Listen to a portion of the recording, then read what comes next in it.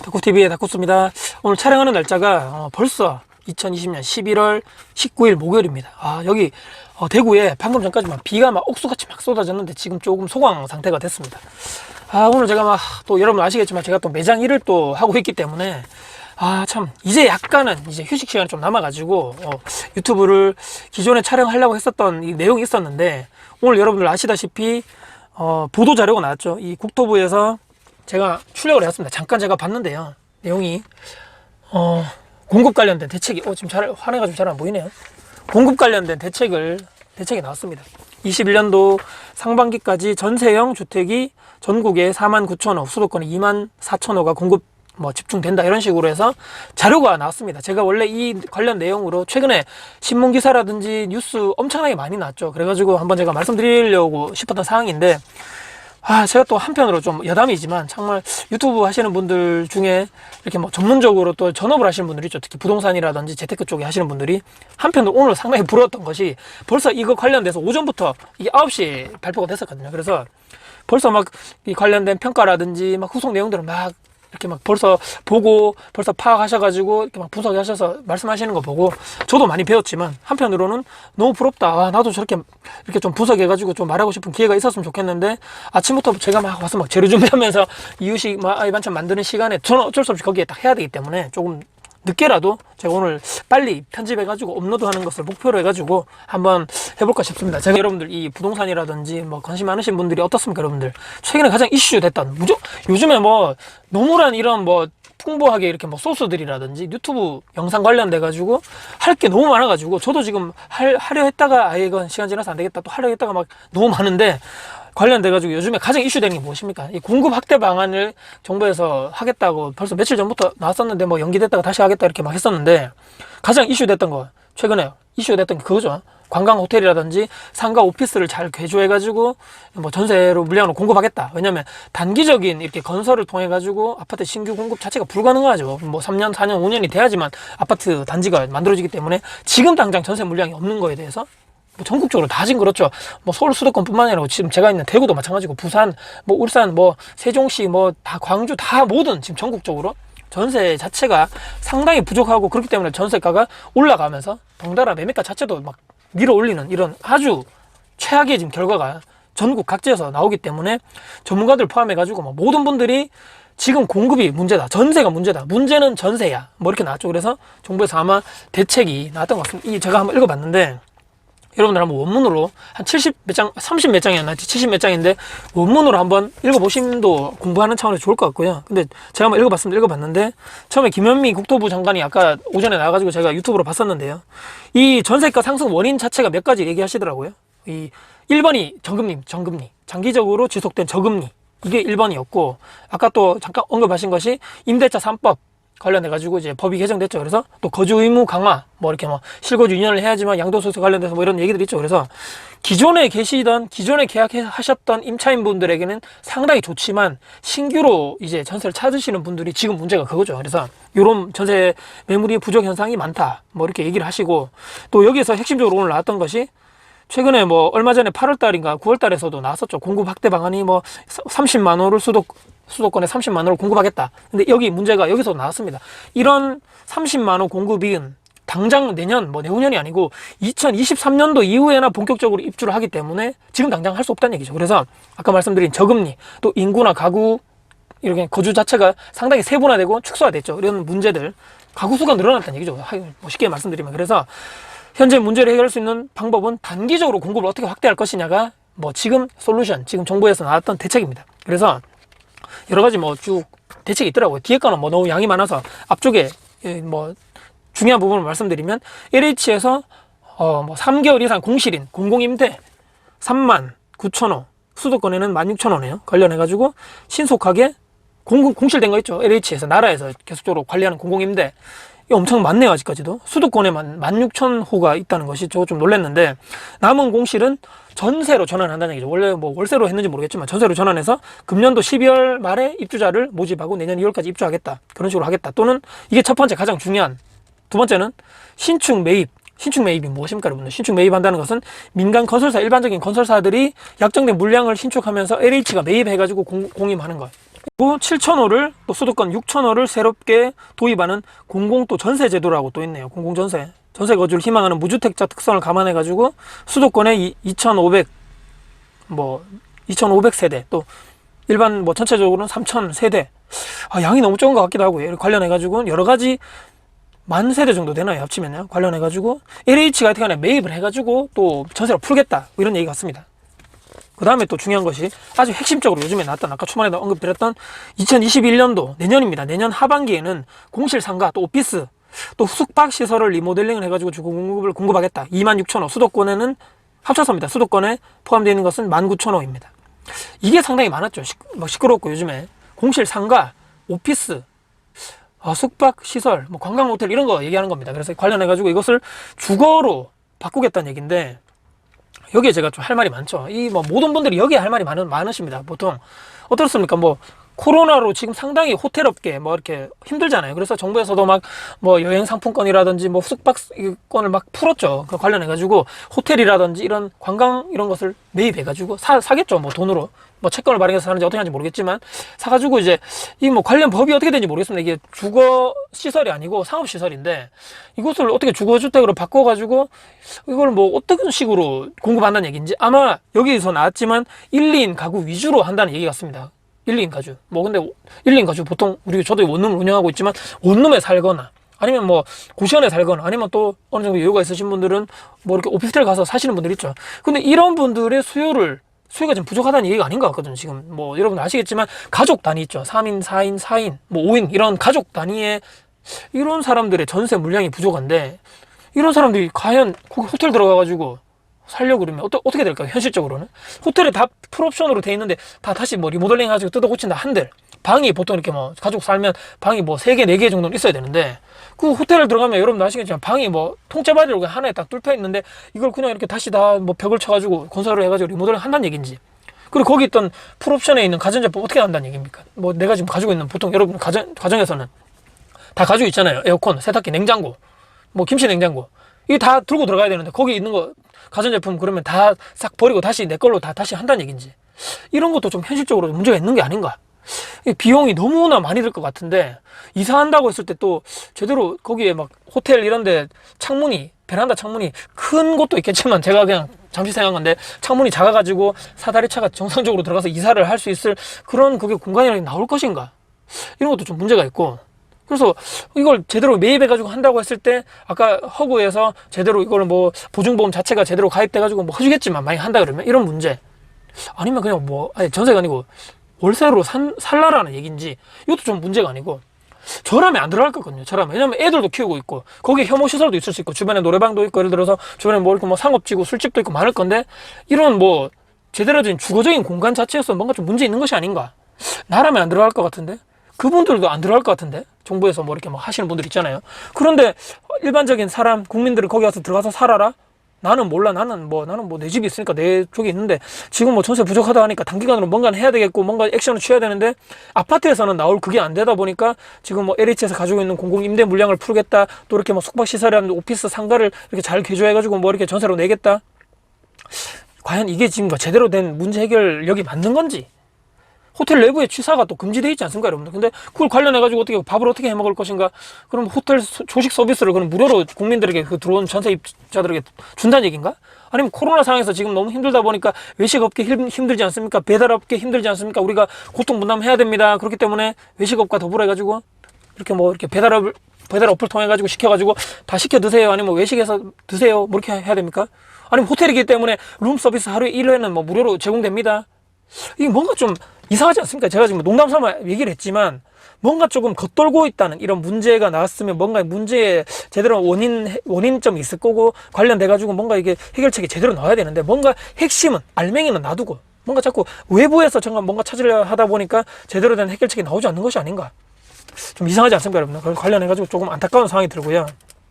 LH에서 지금까지 운영했던 이 공공임대 공실인 물량이 과연 인기가 정말 좋았는데도 공실이었을까라도 한번 좀 생각해 보셔야 됩니다. 뭔가 입지가 안 좋든지 뭔가 뭐 조건이 안 좋든지 해가지고 기존에 원래는 뭐 3개월 이상 공실이 됐었는데도 뭐 임대료를 뭐 깎아준다거나 그렇게 하면 모르겠지만 관련해가지고 좀 뭔가 제대로 된 것이 아닌 게 아닌가 여러 가지 문제가 있는 건데 아직까지도 마지막에 김현미 국토부 장관이 얘기했을 때 마지막까지 제가 들어봤거든요.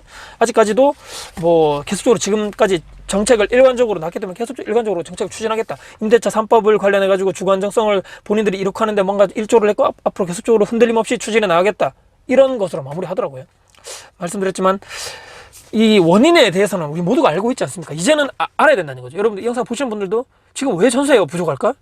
다 그냥 지금 뭐 정부가 이렇게 노력하는데도 불구하고 뭔가 지금 다주택자 이렇게 뭐 임대사업자 이 나쁜 XX 같은 놈들 때문에 뭐 그들의 지금 막 이렇게 막 욕심 때문에 탐욕 때문에 전세 물량이 부족하고 이렇게 것이 아니라는 것을 이제 벌써 이 정부 들어와가지고 지금 뭐 3, 4년 지났기 때문에 알아야 된다는 얘기죠.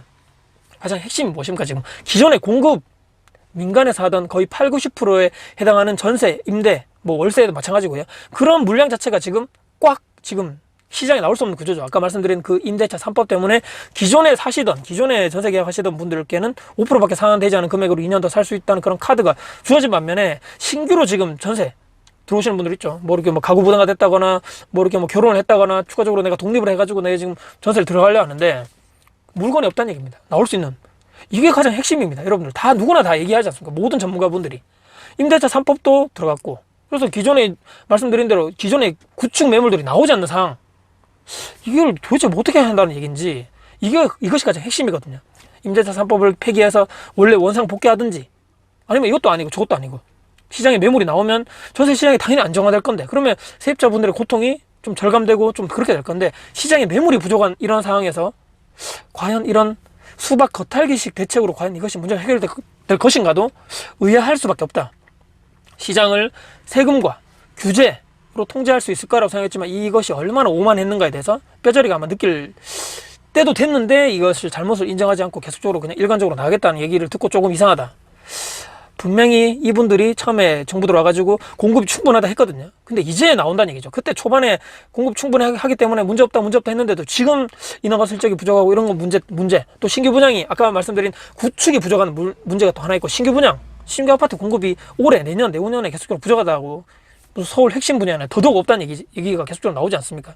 그러면 그것은 그 전에 이미 했던 인허가가 실적이 뭐 제대로 안 됐다거나 분양가 상한제라든지 뭐 재건축 초과 이익 환수제 등등 여러 가지 이런 제도들이 더 이상 신규 분양이라든지 공급 뭐 이렇게 건설사 입장에서 마찬가지고 재건축하는 재건축 조합에서도 마찬가지고 이건 이익이 없겠다. 안 되겠다. 다음에 하자. 미루고 한 것이 지금 신규 분양 자체도 신규 공급 물량 자체도 부족할 수밖에 없는 이런 양쪽에 지금 다 힘들다는 상황이죠. 구축도 부족하고 신축도 부족하고 다 부족하다는.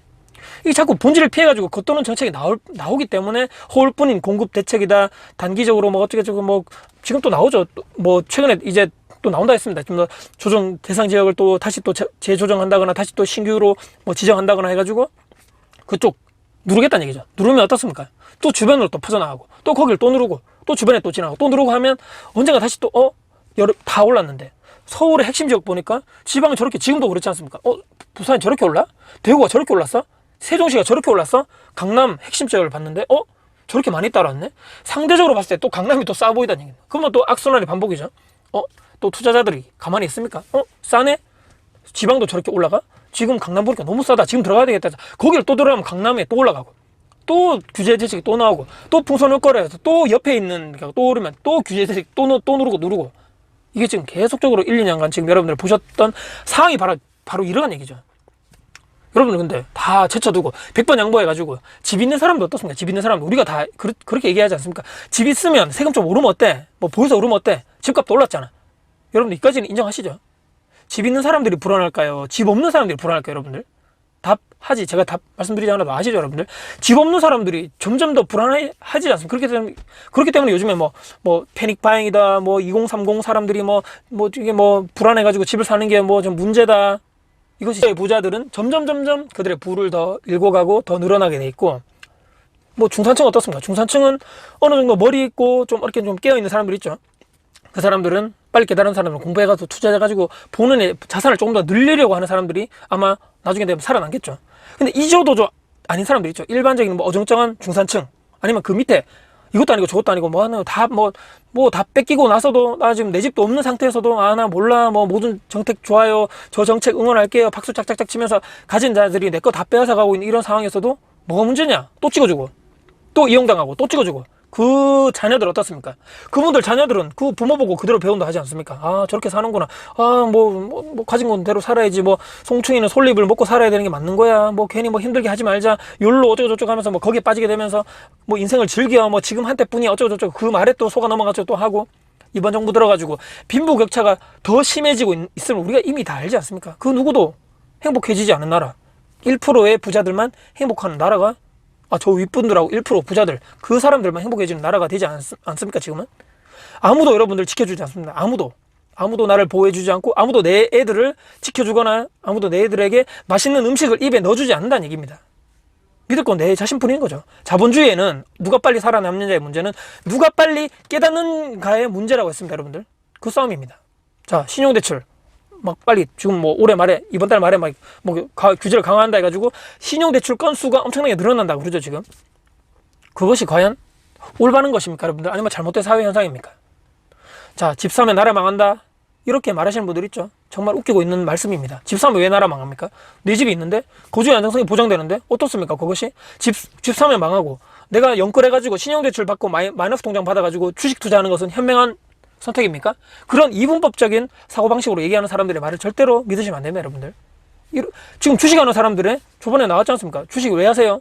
설문조사 1위 답이 무엇입니까? 주식하는 사람들의 그 상황의 1번의 답은 내가 지금 부동산 투자를 하려고 하는데 자본금, 종잣돈이 부족해가지고 주식 투자하고 있습니다.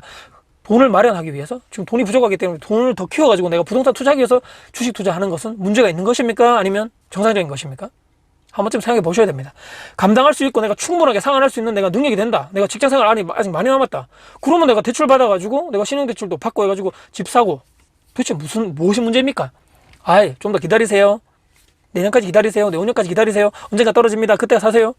이것보다는 덜 막연하지 않습니까, 여러분들? 얼마나 그게 무책임한 말입니까? 기다리세요.